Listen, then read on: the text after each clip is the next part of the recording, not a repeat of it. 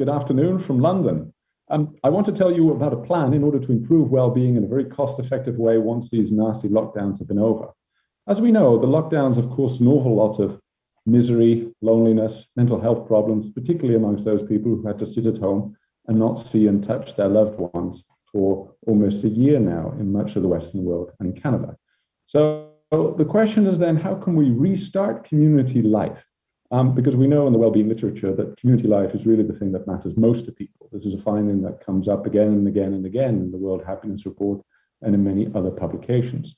And the idea I have for you really comes out of the natural lottery programs in the UK from about 5 years ago, where they posed a similar question. They wanted to, in a cost-effective way, have as much well-being in the UK as possible. And really what they thought of and what they latched onto was the oldest of group activities we really have as humans, which is to make food together. We are an incredibly social animal. We evolved in groups of maybe 30 to 100.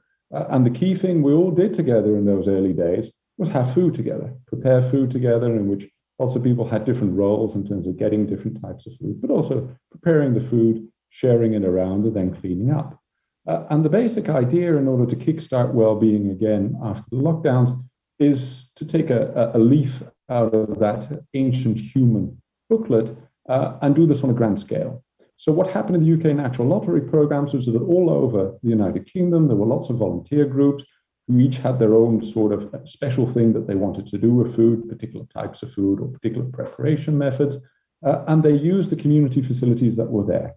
They could be the RSPCA offices, they could be Scouts offices, they could be community centres, they could be churches, but minimally they had a kitchen and a large table in which everybody in the community living close by could join in.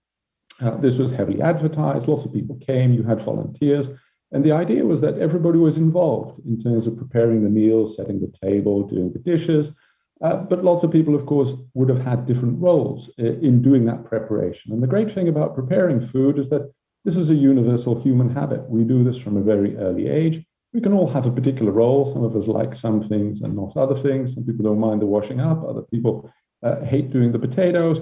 But everybody is used to taking a role in food preparation. And of course, food preparation itself is a pro-community activity. One makes the food for a community.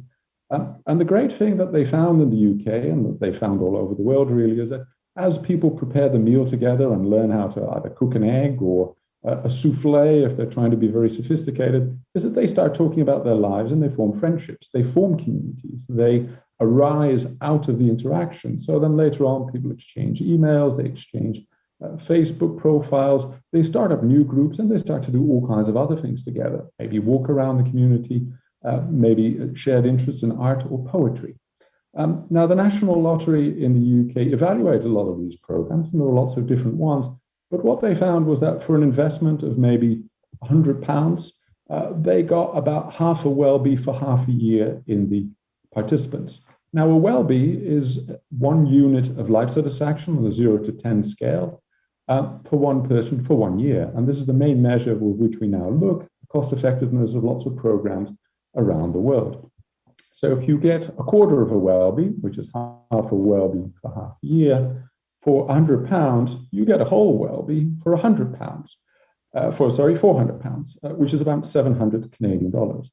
Now that is much, much cheaper than the amount that you'd have to pay via, let's say, health services or normal mental health services or social services or police or education facilities.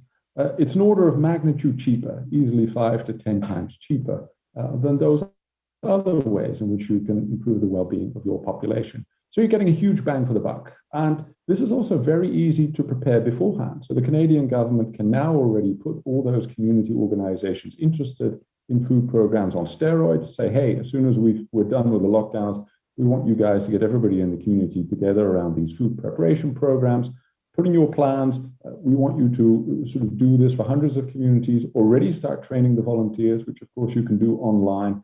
And figure out how you can get people to these venues and back and basically get all the organization going. And this is what I would advocate you to do in Canada as soon as the lockdowns lift, and I would advocate everybody in the Western world to do this.